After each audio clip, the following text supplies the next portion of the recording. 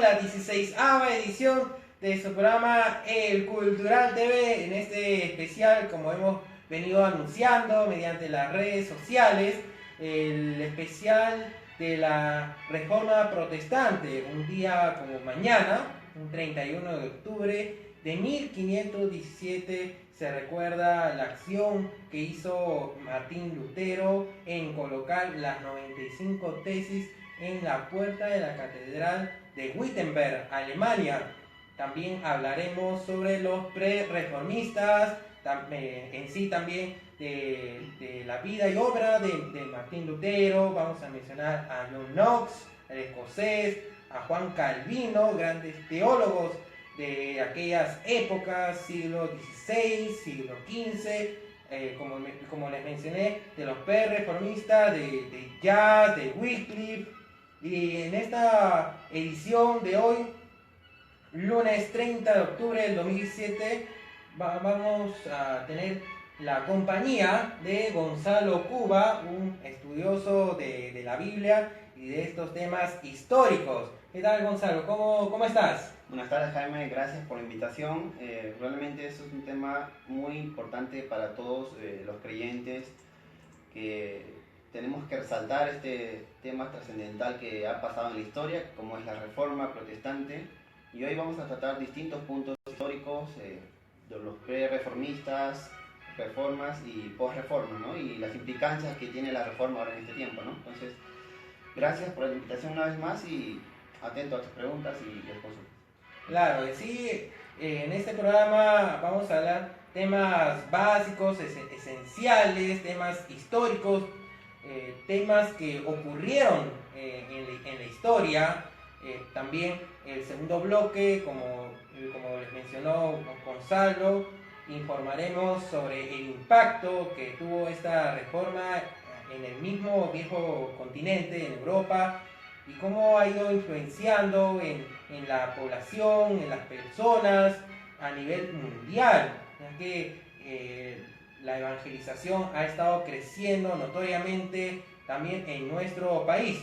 Y vamos a hablar en estos momentos sobre los pre-reformistas. Si bien lo que más se conoce es la vida o los mismos hechos de Martín Lutero, muchos en la misma iglesia evangélica saben quién fue Martín Lutero o Juan Calvino, pero pocos saben o pocos mencionan a Wycliffe, al mismo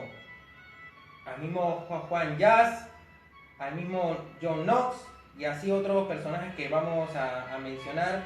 Y vamos a comenzar hablando del más antiguo, de la persona que se rebeló, que se incomodó con el accionar del papado, de la misma iglesia católica romana. Y vamos a iniciar hablando sobre el inglés Juan Wycliffe. Gonzalo, ¿qué nos puedes informar, ilustrar al amigo televidente? Bien, como lo acabas de mencionar, la reforma es un hecho histórico.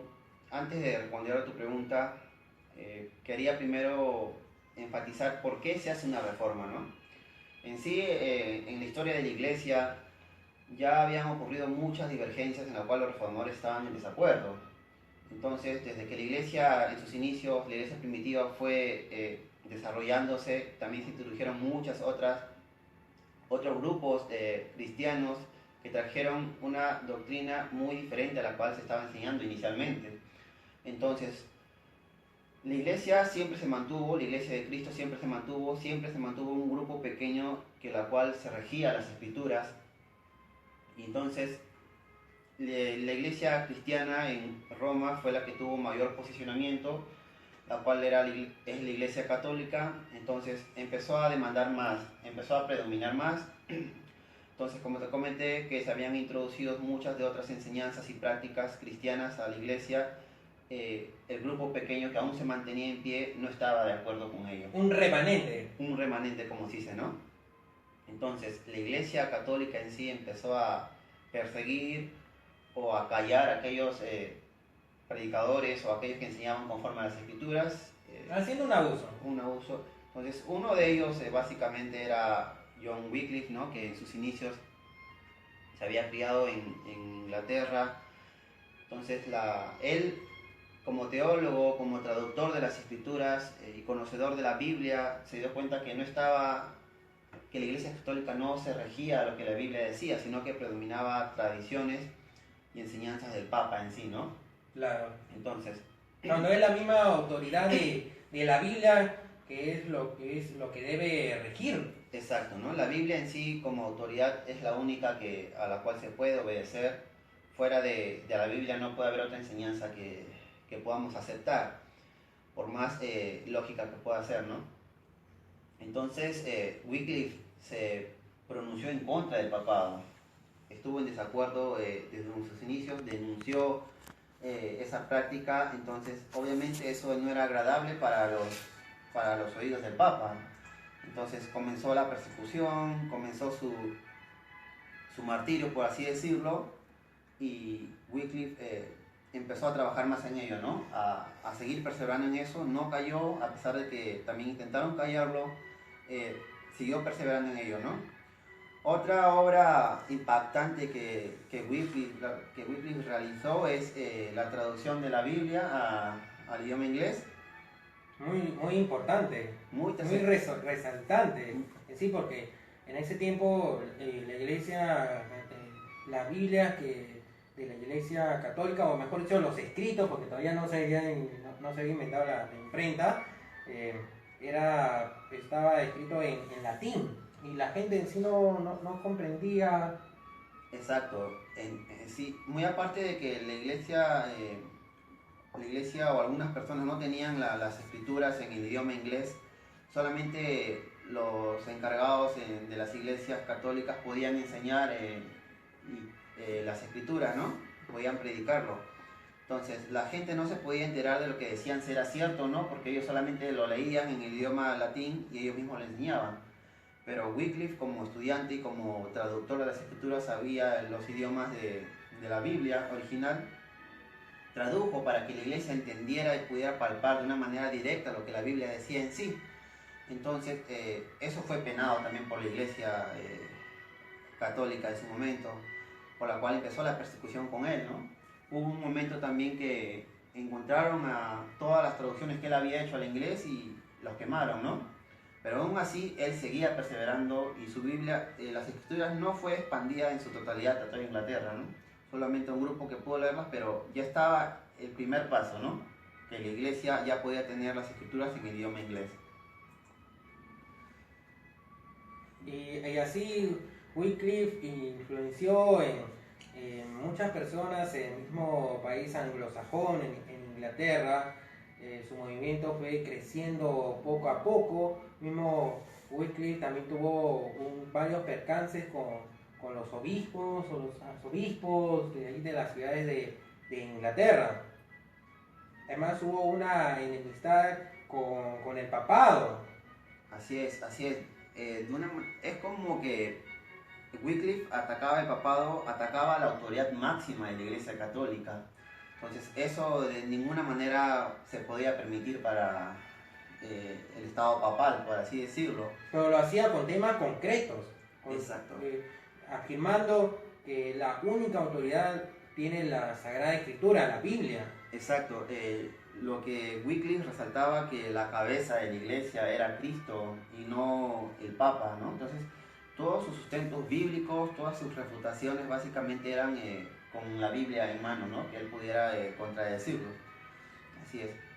Algo muy interesante que me gustaría aportar es una epístola que escribió Wycliffe, el primer pre-reformador que estamos mencionando. En sí es el primer reformador entre tantas personas que surgieron después. Les voy a leer a continuación una epístola que Wycliffe le redactó para el Papa. Fue escrita con un estilo respetuoso y espíritu cristiano, pero era una aguda censura contra la pompa y el orgullo de la sede papal. A continuación les voy a leer textualmente. En verdad me regocijo en hacer notoria y afirmar delante de todos los hombres la fe que poseo, y especialmente ante el obispo de Roma, con quien como os pongo que ha de ser persona honrada y de buena fe, no se negará a confirmar gustoso está mi fe, o la corregirá si acaso la encuentra errada. En otra parte podemos leer: en primer término, supongo que el Evangelio de Cristo es toda la sustancia de la ley de Dios. Declaro y sostengo que por ser el obispo de Roma, el vicario de Cristo aquí en la tierra, está sujeto más que nadie a la ley del Evangelio, porque entre los discípulos de Cristo la grandeza no consistía en dignidades o valer mundanos, sino en seguir de cerca a Cristo e imitar fielmente su vida y sus costumbres. Durante el tiempo de su peregrinación en la tierra, Cristo fue un hombre muy pobre, que despreciaba y desechaba todo poder y todo honor terreno. Gonzalo, ¿qué comentario nos puedes decir? Bueno, básicamente lo que acabas de leer es un pequeño extracto de todos los tratados que Wycliffe había escrito. Entonces, básicamente acá vemos que denunciaba de una manera literal las prácticas papales en cuanto a las excentricidades que un papa podría tener, ¿no? Y renombrando de esta forma la humildad y la sencillez de Jesucristo cuando estuvo aquí en tierra. Y estaba invitando al Papa y a las mismas autoridades católicas a que sean más humildes. Exacto. Con esto trataba él, básicamente enseñaba que la única manera de poder uno mostrarse como creyentes era imitar a Jesucristo en cuanto a sus aspectos, las labores que él hacía, ¿no? Y en cuanto a la humildad y la sencillez, ¿no? Como dice en la última parte de lo leído, Cristo fue un hombre muy pobre que despreciaba y desechaba todo poder y todo honor terreno, porque en el cielo es donde está su reino. Exacto. Vamos a continuar mencionando citas de Wycliffe para el Papa, una epístola que él escribió para las personas que están entrando en la sintonía. Estamos realizando el especial del Día de la Reforma Protestante. Tenemos a Gonzalo Cuba en el programa El Cultural TV. Ya, entonces vamos a mencionar: ningún hombre de buena fe debiera seguir al Papa ni a santo alguno, sino en aquello en que ellos siguen el ejemplo del Señor Jesucristo, pues San Pedro y los hijos de Zebedeo, pues así lo hizo Cristo y especialmente sus apóstoles. Por consiguiente, si me he equivocado en cualquiera de estos puntos, estoy dispuesto a someterme a la corrección y aún a morir, si es necesario. Si pudiera yo obrar conforme a mi voluntad y deseo, siendo dueño de mí mismo, de seguro que me presentarse, ¿no? Y asumir toda consecuencia. Y además con un acto de humildad, que si uno se ha equivocado, de decir a otro hermano, decir, si me he equivocado, me puedes corregir bíblicamente. Es un acto de humildad y también es bíblico. Exacto, yo creo que ahí te das cuenta que Wycliffe se centraba en las escrituras, ¿no? Porque él como humano decía que podía haberse equivocado en sus enseñanzas o en las cosas que él profesaba, pero básicamente él insistía en que si se equivocaba, que le enseñen bíblicamente que él estaba equivocado o que el Papa está en la razón de lo que practica, ¿no? Claro, vamos a leer otro párrafo. Oremos a Dios para que mueva de tal modo el corazón de nuestro Papa Urbano VI, que él y su clero sigan al Señor. Está llamando al Papa y a las mismas personas que están acompañándolo, que sigan plenamente al Señor Jesucristo en su vida y en sus costumbres. En sí está dando una exhortación, está haciendo un llamado, o sea, que no debería enojar a nadie que dice ser cristiano no le debería enojar, porque ahí se nota su orgullo, se nota su incomodidad, en este caso de que alguien que hasta lo consideraban como poca cosa, se atreva a decirle a eso a las grandes autoridades religiosas. Eso de una u otra manera impactó y sumó al odio que pudieran o el rechazo que pudieran tener hacia Wycliffe, ¿no? O sea, Sí. él lo decía de una buena manera. Claro, y también de muy buena fe, pero lo Exacto. interpretaron de la peor manera. Exacto, ¿no? Entonces, básicamente la autoridad era el Papa, la autoridad era la Iglesia Católica y fuera de ella no había otra. Entonces, toda enseñanza, toda exhortación, incluso por más de buena humildad, La consideraban herejía.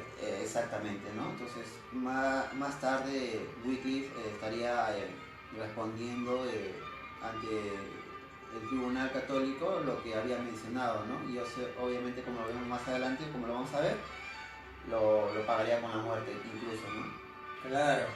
En sí, Wycliffe estuvo muy opuesto a las doctrinas católicas, a la doctrina de la Eucaristía, más que nada porque no se encontraba en la Biblia, o sea, la palabra Eucaristía no está ubicada en la Sagrada Escritura. Exacto. Wycliffe divergía con varias enseñanzas de la Iglesia Católica. Y no solamente eso, sino que uno era el papado, otra las tradiciones, el otro era las prácticas que él consideraba no bíblicas. Entonces todos fueron sumando para que más tarde pudieran matarlo, por así decirlo. Claro. Como podemos ver, las doctrinas principales de Wycliffe sobre el dominio establece que Dios es el único que posee el dominio y está en todas partes, lo cual es fomentado por la debilidad y el pecado del hombre, cosa que no ocurre en la sociedad perfecta e ideal. En ella no se necesita de curas ni sacerdotes, pues según él, Dios no precisa de delegados ni intermediarios, una teoría similar a la que después usará Lutero en el siglo XVI en la Reforma. Así, solamente en Dios está la salvación, pero para él el dominio no es propiedad, ya que Dios domina y es perfecto, en tanto que la propiedad privada es imperfecta y pecaminosa y se debe tender a suprimirla. Para Wycliffe, la servidumbre y la propiedad privada son imperfectas y fruto del pecado del hombre. Exacto, ¿no? Una vez más, si te das cuenta, enfatiza el dominio de Dios sobre la iglesia sin intermediario alguno. Entonces, básicamente Dios tiene servidores que puede ser de diferentes oficios como un pastorado o un misionero, un predicador, un maestro de la palabra, pero básicamente no da la potestad a una persona para que tenga dominio sobre su iglesia en sí. No, porque como se sabe, la cabeza de la iglesia es Cristo. Entonces, básicamente Los demás son los pastores, son mensajeros, y los mismos hermanos cristianos en la fe somos mensajeros. Entonces, exacto, ese era un punto principal en cuanto a la doctrina y la teología de Wycliffe, ¿no? En cuanto al dominio de la iglesia. Claro, continuamos. Vamos a terminar después de hablar de Wycliffe para pasar a Jan Hus. Ya. Pre-reformador checo. Recordemos que estamos en especial del día de la Reforma Protestante que se va a celebrar mañana. Vamos a seguir con las principales teologías de Wycliffe sobre la eclesiología. En 1376 Wycliffe defendió la doctrina de la autoridad fundada en la gracia, según la cual toda autoridad viene otorgada directamente por la gracia de Dios y pierde su valor cuando su detentador es culpable de pecado mortal. Para él, la verdadera iglesia es la iglesia invisible de los cristianos en estado en gracia. Wycliffe negaba el principio de la autoridad jerárquica en la iglesia y preconizaba la designación del Papa por sorteo. Recordemos que en ese tiempo la iglesia católica estaba en una crisis muy fuerte. negaba a los curas que habían cometido un pecado mortal la posibilidad de perdonar los pecados. Wycliffe declaró abiertamente que la Iglesia de Inglaterra era pecadora y culpable de corrupción. Establece que hay dos iglesias, la visible y la invisible. Esta última formada por los predestinados y que es la auténtica, como afirmará tiempo después Jan Hus. Así, Dios es la causa de esta predestinación, que también es de la línea calvinista. Y él dispone de todo según el plan divino, y este predestinado no pierde sus derechos aunque peque, pues ha sido elegido por Dios. En sí eso está basando en una de las cartas de Pablo, ¿no? Que dice, hemos sido predestinados. Exacto. Acotar algo interesante nada más. Si te das cuenta, el papado aún en este tiempo se elige. Pero en sí Jesucristo murió por todas las personas, por toda la humanidad. Voy a dejar en claro. Exacto, ¿no? En sí, el papado hasta ahora entonces se elige por medio de votos, si te das cuenta, ¿no? Imagínate, la autoridad máxima de la Iglesia católica se elige por medio de votos, ¿no? Cosa que Wycliffe denunciaba eso, ¿no? ¿Cómo es posible que una autoridad suprema, por así decirlo, se elija por medio de votos, ¿no? Cuando realmente en las escrituras a los grandes siervos de Dios o mismos apóstoles, Jesús le designaba esa labor, ¿no? O en el Antiguo Testamento, Dios mismo le hablaba escogía a una persona para ser profeta, o venía un profeta a decir, tú vas a ser rey de Israel, como sucedió con David, con David. Exacto, ¿no? Igual, ese es el punto trascendental de Wycliffe en cuanto a su eclesiología, ¿no? Su doctrina de la Iglesia. Claro, y vamos a cerrar mencionando otra principal doctrina de Wycliffe, el pre-reformador inglés. Él se inclinó resueltamente, estamos hablando con respecto a las Sagradas Escrituras, por el realismo contra el nominalismo, en un debate muy acalorado en el que defendía la vuelta a la Biblia y al agustinismo. Dice que el verdadero y auténtico poder está en las Sagradas Escrituras y no en la Biblia. No, en la Biblia, en las Sagradas Escrituras y no en la Iglesia. Perdón. Esta es la teoría del biblicismo, donde está la salvación, la revelación y la autoridad, de forma que la salvación viene directamente de Dios, como dice en la Biblia, salvo por gracia, salvo por la fe, sin intermediarios, y resaltando el valor único de la Biblia como fuente única de poder, como palabra por revelación divina. No juzga a la Iglesia, sino que novedosamente antepone la autoridad suprema de la Biblia a la eclesiástica como revelación divina. Exacto, ¿no? Mira, si te das cuenta, volviendo a uno de los puntos de las 5 solas de la Reforma, una de ellas es la sola Escritura. Entonces, es la única fuente de autoridad en cuanto a revelación de Dios.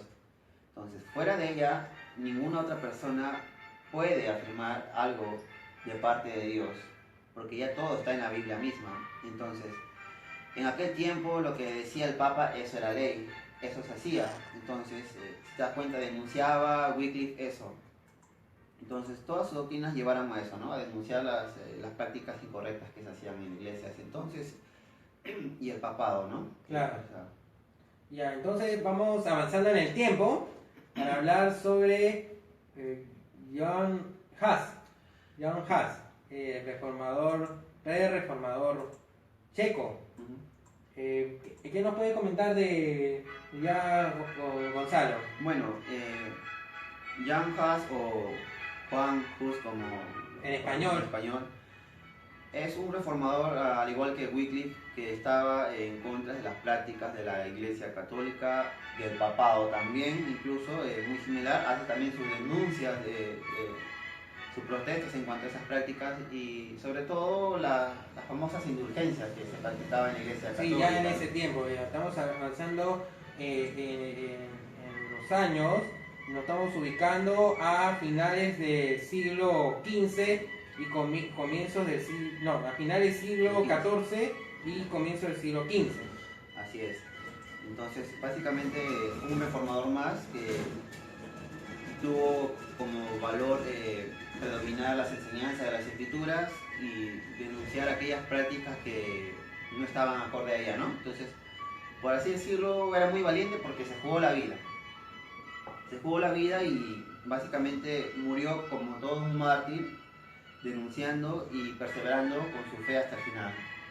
Entonces, ellos, como pre-reformadores, tanto Wycliffe como Huss, antes de Lutero, estaban abriendo camino hacia la gran reforma con Lutero, ¿no? Pero eran partícipes de ella, ¿no? Sí, Estaban por eso sembrando. se les conoce como los pre-reformistas. Exacto. Claro, entonces, como podemos ver en la información, en este contexto, ya fue nombrado en 1409 rector de la Universidad de Praga. Praga, recordemos, capital de la actual República Checa. A la luz de la doctrina de Wycliffe, quería que la Iglesia Católica fuera pobre, que todo lo que hiciera estuviera claramente basado en el Evangelio, que en sí era el principal objetivo de los reformistas, no como muchos católicos tradicionales afirman que estas personas querían dividir la iglesia, querían hacer daño, querían introducir sus herejías, cuando realmente lo único era regresar a los tiempos bíblicos, o sea, es seguir lo que está escrito en la Biblia, nada más. La autoridad de la Sagrada Escritura, tener a Jesucristo como Señor y único Salvador, el único intermediario hacia el Padre, como él mismo lo afirmó, en realidad era su única intención, pero lo interpretaron a él y a tantos más de una manera muy terrible. Exacto, ¿no? Al igual que Wycliffe, la intención no era de una manera prepotente, por así decirlo, acabar con esto, ¿no? Simplemente era enseñar lo que las escrituras decían. Obviamente, como defensor de la fe cristiana, hacía sus propuestas, ¿no? En cuanto a estas malas prácticas que se hacían. Entonces, John Huss tuvo también que responder ante sus denuncias que hacía, ¿no? Pero igual fue un mártir que es considerado como un pre-reformista en este tiempo.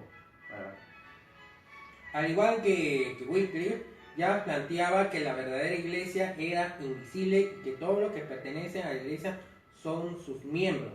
La iglesia romana tiene un rol eminente, pero no es la verdadera iglesia de Cristo, ya que enseñaba que solo Cristo era la cabeza de la iglesia.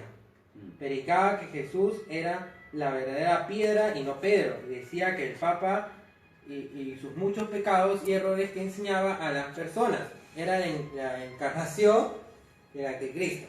Las críticas de ya se dirigen principalmente al antipapa Juan XXIII, sucesor de Alejandro V.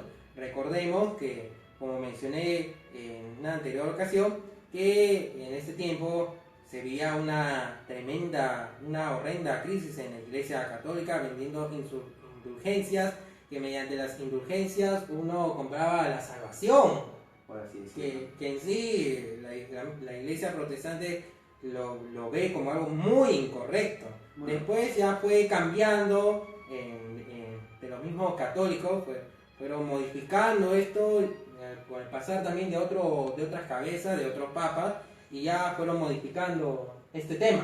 Exacto. Jaime, muy aparte de que la iglesia protestante lo vea como incorrecto en cuanto a las indulgencias, lo principal es que no es bíblico. Claro, es lo principal. No está en la Biblia. O sea, es incorrecto porque no está en la Biblia. Exacto, ¿no? Entonces eso se sembró en base a una necesidad que la iglesia católica tenía para tener más ingresos y recaudar más fondos y así usarlos para sus bienes propios, ¿no? Y también, sobre todo, que como les estuve mencionando, estaban en crisis. Exacto. En crisis. Habían papas, personas que habían hasta comprado el papado. Eso se puede investigar, no es cuestión de que estamos inventando. En ese tiempo se veía una crisis donde hubieron personas que valientemente se pararon firmes y dijeron alto, esto no está bien, esto no es bíblico. esto está saliendo de la autoridad de la Sagrada Escritura.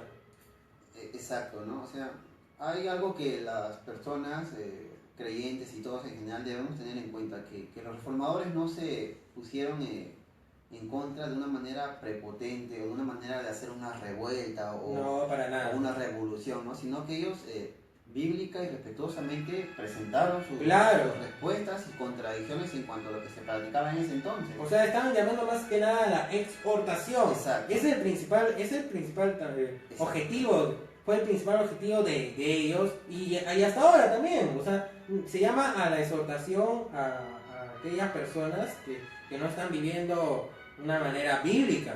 No tanto ahí que están condenando, que te están condenando, porque eso hoy en día hacia los mismos de las personas que son ateas, hacia los mismos católicos o también hacia los mismos evangélicos, uno le está diciendo no, que estás en pecado, te has equivocado, no está bien tu acción, y con decirle esto se ofenden muy feo. Dicen, no, me estás condenando, cosa que no es así tampoco. Exacto, ¿no? Yo creo que la famosa frase debe recalcarse en cada una de las personas cuando que alguien te dice algo y está bien lo que te dice y es acorde a las escrituras, tú humildemente y sumiso debes obedecer y retractarte, ¿no? O sea, claro. Si yo te digo que estás equivocado y tú me dices, Gonzalo, muéstrame bíblicamente que estoy equivocado y que lo que estoy haciendo está mal, yo accederé a corregirme, ¿no? Claro. Básicamente eso era lo que hacían los reformadores, ¿no? Decir que las prácticas que se hacían en ese entonces eran incorrectas. Y también disculpe que te corte, y también si es que, por ejemplo, uno se ha equivocado y la otra persona le dice, aquí en la Biblia dice tal y tú te has equivocado, de repente no has leído bien o lo has interpretado de otra manera, pero no has sido una intención de querer dañar, de meter herejías a la otra persona, sino mostrar también una actitud humilde de la otra persona, afirmar gracias por haberme informado de tal hecho, muchas gracias, y no reaccionar, que no está bien, que está mal. Exacto, pero... Eso no era la idea en ningún momento. Claro, exacto, ¿no? Pero vemos que la Iglesia Católica persistió en sus prácticas, que el Estado Papal persistió en lo que estaban haciendo en ese entonces sin plano a poder corregirse, ¿no? Claro, y vemos que Huss fue condenado por el Concilio de Constancia. Para poner fin a la división de la cristiandad occidental europea, el emperador Segismundo convocó el Concilio de Constanza, más tarde ratificado por el antipapa Juan VIII y luego confirmado por el papa Gregorio XII. En esta ocasión, Huss tuvo la ilusión de presentarse a la asamblea conciliar para defender sus doctrinas y ser declarado inocente. El concilio duró del 5 de noviembre de 1414 al 22 de abril de 1418, o sea, cuatro años estudiando a Huss, viendo cómo condenarlo. Exacto, ¿no? Ya, por así decirlo, había llegado a sus límites, se había hecho famoso en cuanto a las protestas, en cuanto a las denuncias que él estaba haciendo en ese entonces. Entonces, tendría que haber una forma de callarlo, de eliminarlo, por así decirlo, ¿no? O que se retracte de lo que había dicho, ¿no? Sí. Costumbre que la Iglesia Católica lo vino practicando con Wycliffe, con Huss y con Lutero también lo practica, sí, ¿no? Retráctate de lo que estás diciendo y serás absuelto de lo que te va a venir, ¿no? Entonces, sí. Pero igual, como un valeroso reformador, seguidor de Cristo y valiente, siguió adelante, ¿no? Claro. Y para seguir ya con Huss, fue entregado al poder secular que lo llevó fuera del casco de la ciudad. La hoguera se había instalado en un lugar llamado Brühl, entre la muralla y el foso. La orden de prender fuego a la hoguera, en la que se hallaban Huss y sus escritos, la dio el conde palatino Luis en nombre del emperador. Los verdugos esparcieron las cenizas de Huss por el río Rin. Desde el siglo XX hay una plaga conmemorativa en el sitio del patíbulo medieval. Algunos afirman que antes de ser quemado, que es lo más concreto, Huss dijo la siguiente palabra, que es muy importante, presten atención.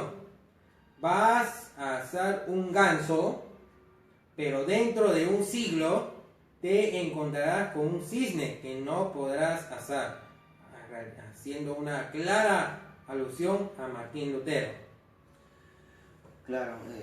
Recordemos, esto sucedió en 1415 y 100 años después, 102, 1517, se fue cumpliendo, se cumplió. Exacto, ¿no? O sea, yo creo que tenía fe en lo que creía. Yo creo que con meterlo en la hoguera no iban a terminar con la teología de Haas, ¿no? Sino que esto se iba a seguir propagando entre los seguidores de Haas, entre la iglesia que aún se mantenía ahí a escondidas o en grupos lejanos. Entonces él menciona esta frase, ¿no? Como un acto profético, por así decirlo, que más adelante tomaría la posta un valeroso reformador también, como lo fue Lutero, ¿no? Entonces, Claro. que sí cumpliría el propósito de lo que fuera una reforma impactante, ¿no? Y bueno, hemos hablado gran parte del contenido en esta primera parte, siendo la hora en todo el país 6:30 de la tarde. Vamos a regresar después de una pausa, ¿te parece, Gonzalo? Correcto. Una pausa para hablar sobre Calvino, Lutero y la iglesia protestante actual, el impacto. Muchas gracias por la sintonía desde ya. Estamos en este especial, hoy lunes 30 de octubre, a 500 años de la Reforma Protestante.